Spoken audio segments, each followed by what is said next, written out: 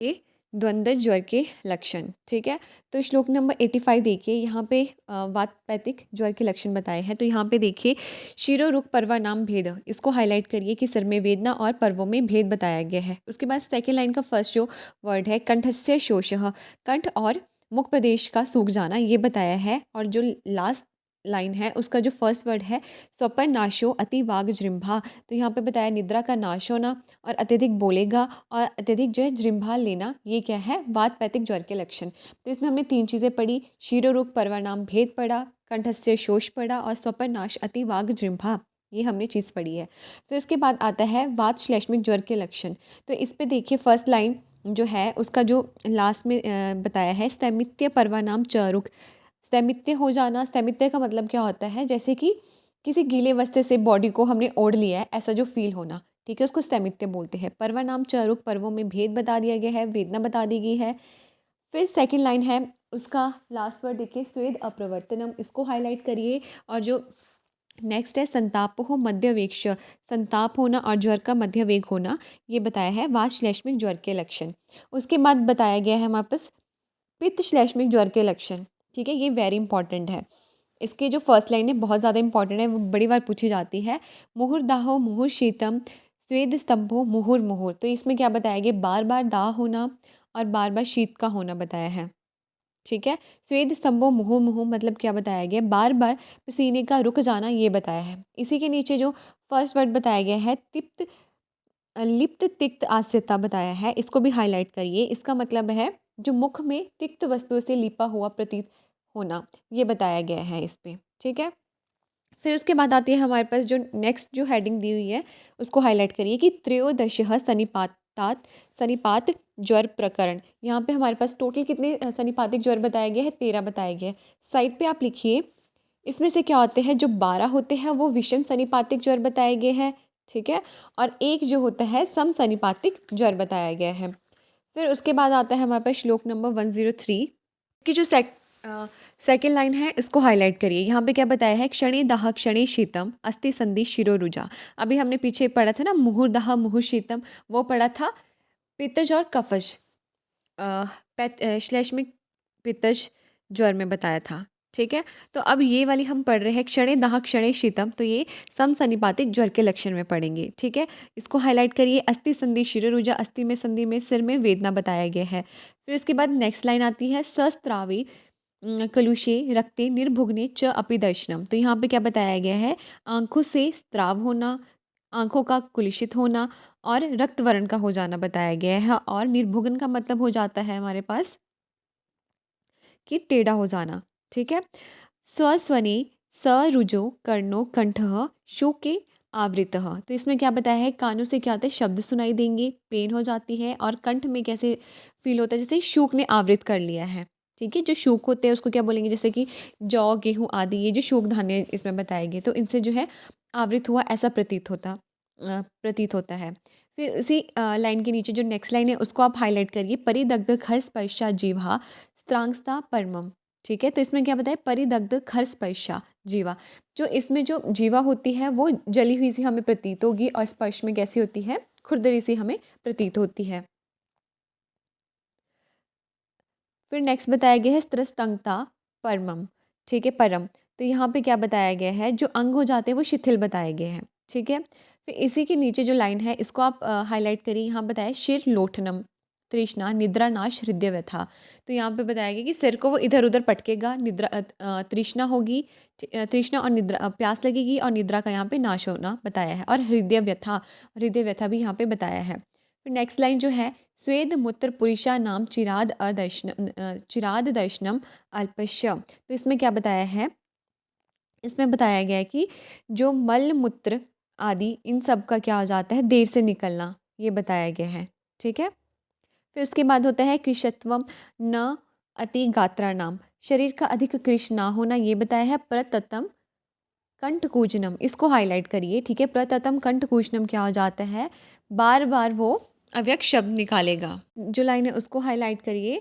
कोठा नाम श्याव रक्ता नाम मंडला नाम च दर्शनम, तो ये क्या बताया गया है, श्याव रंग के कोठ उत्पन्न हो जाएंगे। ठीक है, और क्या बताएगी, रक्त वर्ण की कहते हैं मंडल की उत्पत्ति बताएगी है। ठीक है। मुकत्वम बताया गया है। फिर उसके बाद आता है हमारे पास लास्ट लाइन, इसको हाइलाइट करिए, चिरात पाकश दोषा नाम सनिपात ज्वर आकृति। तो इसमें क्या बताया गया है कि देर से दोषों का क्या हो जाता है, पाक हो जाता है। ठीक है। तो ये सब सनिपातिक ज्वर के लक्षण बताए हैं और ये वेरी इंपॉर्टेंट, जितने मैंने हाईलाइट किए करवाए हैं वो सारे आपने अच्छे से पढ़ने हैं। ओके, इंपॉर्टेंट है ये।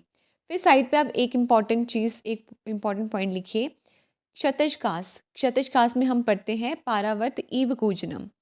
ठीक है। फिर एक और पॉइंट लिखिए, अपतंत्रक रोग में कपोत ईव कुंजनम पढ़ा। ठीक है, कपोत ईव कुंजनम हम पढ़ेंगे उसमें अपतंत्रक रोग में।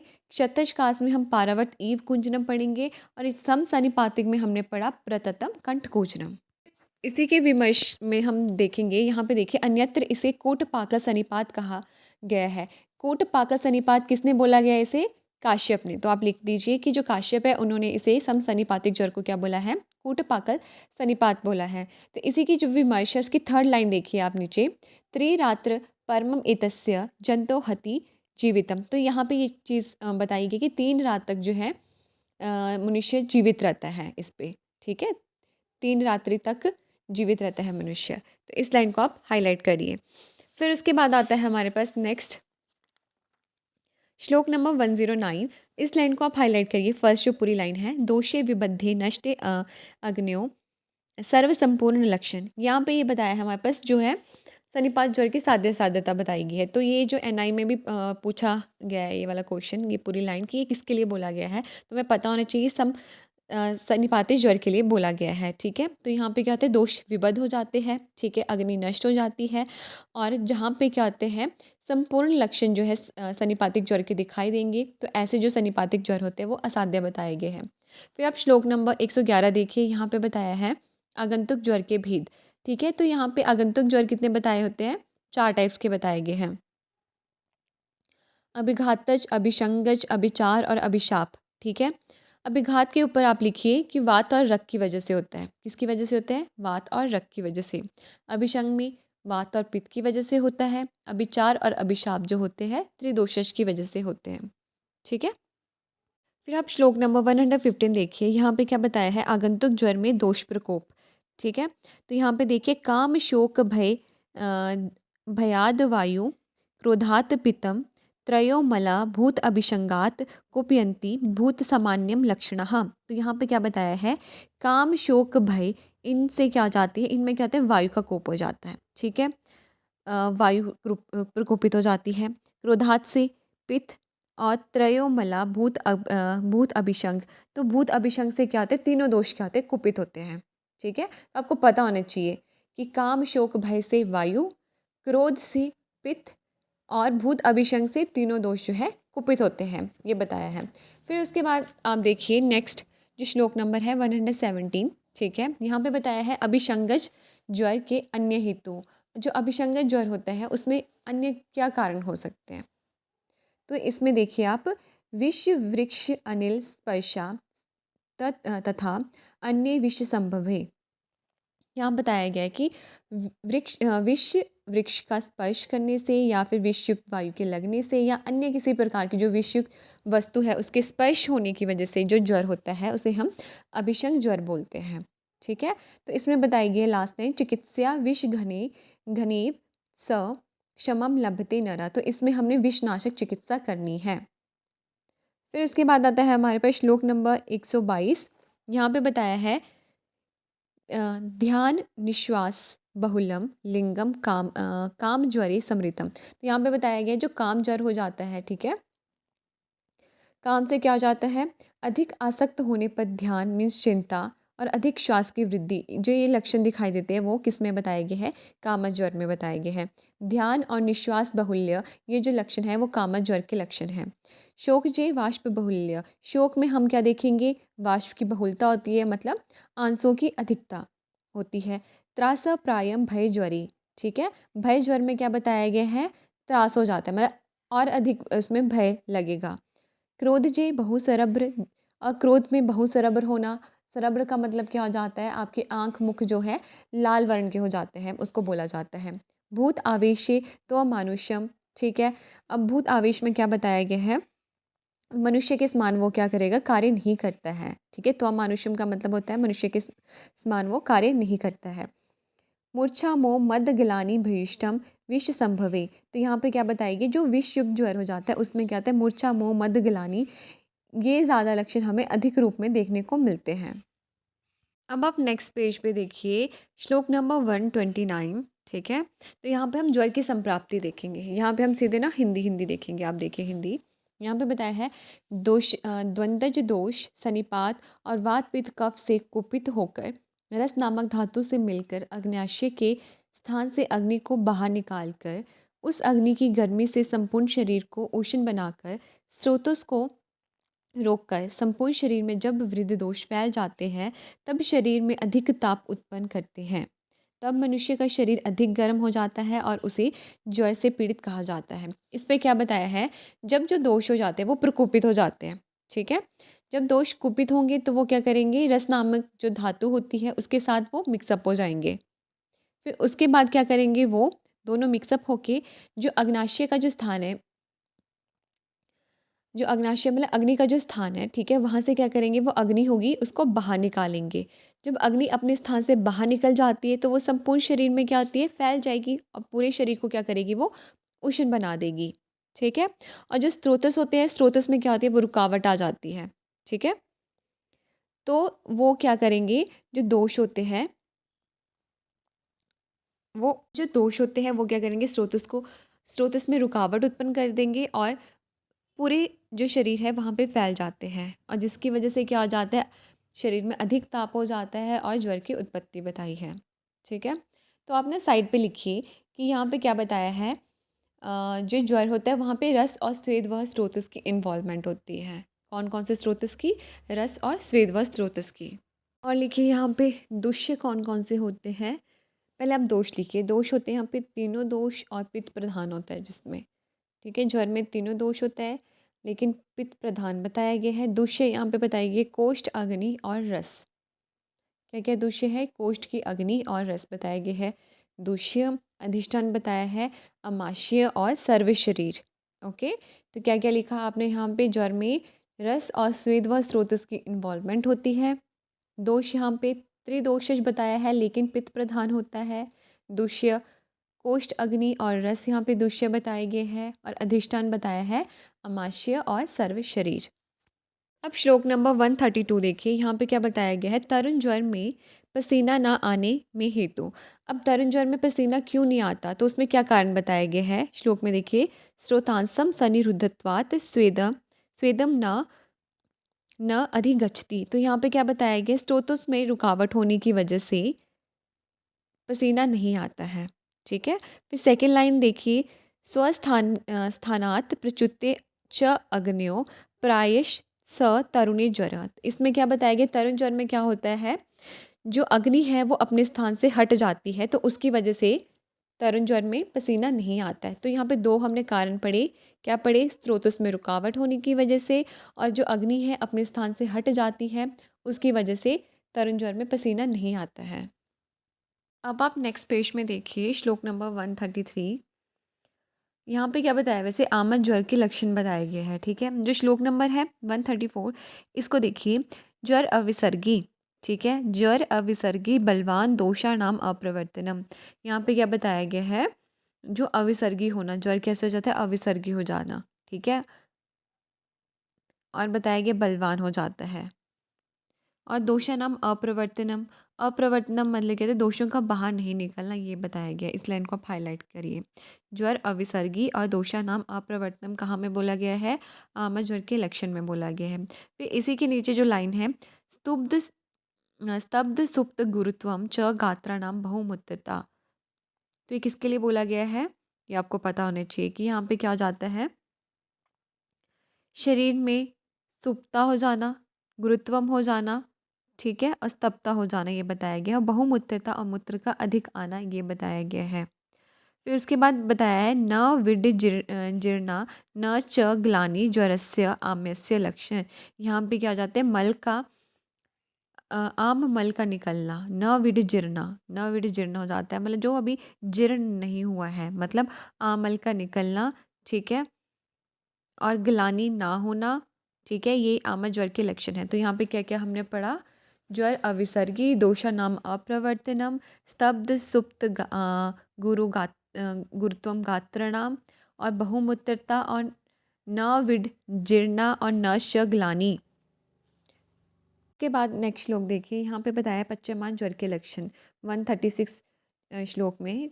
इसकी फर्स्ट लाइन जो है हाईलाइट करी। यहाँ पे बताया है ज्वर वेग अधिक, सतृष्णा प्रलाप श्वसन भ्रम। तो यहाँ पे ज्वर का वेग अधिक हो जाता है, प्यास अधिक लग जाती है, प्रलाप करता है, श्वसन हो गया, भ्रम वगैरह इसमें आ जाता है, मीन्स चक्कर आना। ठीक है। मल प्रवृत्ति उत्क्लेश पच्यमानस्य लक्षण, मल की प्रवृत्ति होना और जी का मचलना, ये क्या बताया गया है? ज्वर में दोष पच रहे हैं, ऐसा समझना चाहिए। ठीक है। फिर उसके बाद आता है हमारे पास निराम ज्वर के लक्षण। इस पे ना एक चीज़ और देखिए, जो फर्स्ट जो लाइन है ना, ज्वर वेग अधिक हो, सतृष्णा प्रलाप श्वसनम भ्रम, ये सेम काइंड ऑफ लाइन हमने इसमें अंतर वेग ज्वर के लक्षण में भी पढ़ी है। एक बार देखिए आप, अंतर्वेग ज्वर निकालिए, वहाँ पे देखिए, वहाँ पे जो लाइनें कहाँ से कैसे स्टार्ट हो रही है? अंतर्दाहो, अधिक तृष्णा, प्रलाप, श्वसन, भ्रम। तो जस्ट जो फर्स्ट वर्ड है ना, वो इसमें डिफरेंट बताया गया है। वहाँ पे बताया अंतर्दाह से अंतर्वेग में स्टार्ट हो रही है, और यहाँ पे ज्वर वेग अधिक से बताया गया है। ठीक है, तो आपने ये चीज़ ध्यान रखनी है। फिर उसके बाद आता है निराम ज्वर के लक्षण। निराम ज्वर में क्या बोला गया है? क्षुत्त क्षामता, लघुत्वम च गात्राणाम ज्वर मार्दवम। तो यहाँ पे क्या बताया है?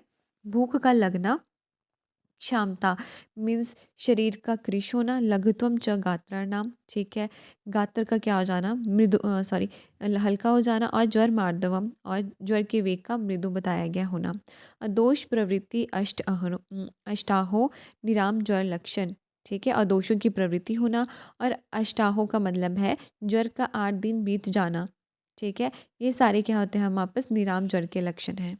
ठीक है, क्या क्या हमने मेन जो चीज़ है, हमने ज्वर मार्दवम ये याद रखना है, और दोष प्रवृत्ति अष्टाहुम। अब इसमें दोषों की प्रवृत्ति बताई गई है, और ज्वर का 8 दिन बीत जाना, ये हमने निराम ज्वर का लक्षण पढ़ा। उसके बाद आती है हमारे पास नेक्स्ट श्लोक 138। यहाँ पे हम पढ़ेंगे स औषध चिकित्सा क्रम। ठीक है, तो यहाँ पे श्लोक देखिए, नव ज्वरे दिवा स्वपन स्नान अभ्यंग अभ्यंग अने अन्न मैथुनम क्रोध प्रवात व्यायाम कषायम श विवर्जते। तो यहाँ पे क्या बताया गया है? हमने जो है नव ज्वर में जो है इन चीज़ों का त्याग करना है। क्या क्या चीज़ें बताई गई है? दिवा स्वपन, दिन में सोना, स्नान मना किया गया है, अभ्यंग मना किया है, अन्न अन्न का सेवन मना किया है, मैथुन का सेवन मना किया है, क्रोध प्रवात व्यायाम और कषाय का प्रयोग नहीं करना है। ठीक है, कषाय से यहाँ हम ना कषाय रस लेंगे। ठीक ठीक है, क्योंकि जो कषाय रस होता है वो क्या कर देता है? स्तंभन कर देता है। और अगर यहाँ पे अगर ज्वर में हम इसका प्रयोग करेंगे, कषाय रस का सेवन करेंगे नव ज्वर में, तो वो क्या करेगा? कषाय रस क्या कर देता है? आम को रोक देगा बॉडी में। ठीक है, तो हम कषाय रस का सेवन नहीं करते यहाँ पे। श्लोक नंबर 139 आता है। यहाँ पे ज्वर में सर्वप्रथम लंघन का महत्व बताया गया है। तो देखिए, ज्वरे लंघनमेव आद उपदिष्ट मृते ज्वरात् क्षय अनिल भय क्रोध काम शोक श्रम उद्भवात। ठीक है, तो यहाँ पे क्या क्या बताया गया है? यहाँ पे बोला गया है कि हमने ज्वर में प्रथम अवस्था में उपवास करना ही बताया गया है, कि जो ज्वर होता है सबसे पहले हम वहाँ पे लंघन करने के लिए बोला गया है। लेकिन कुछ कंडीशंस होती है जहाँ पे हमने क्या करना है? लंघन नहीं करना है। और वो कंडीशंस क्या है? क्षय में, ठीक है, अनिल में, भय, क्रोध, काम, शोक, श्रम। ठीक है, अगर हमारे पास ज्वर उत्पन्न हो जाता है इन कारणों की वजह से, ठीक है, तो हमने लंघन नहीं करना है। फिर इसी के विमर्श में देखिए, जो श्लोक बताया है, ज्वर आदो लंघनम प्रोक्तम, ज्वर मध्य तु पाचनम, ज्वर अंति भेष्यम तद्याद ज्वर मुक्ति विरेचनम। तो ये जो श्लोक है वो भाव प्रकाश ने बताया है। यहाँ पे ज्वर की ट्रीटमेंट बताई है। ठीक है, उन्होंने इसमें बताया है ज्वर के आदि में लंघन, ज्वर के मध्य में पाचन, ज्वर के अंत में भेषज का प्रयोग, और ज्वर मुक्त होने पर विरेचन करवाने के लिए कहा है।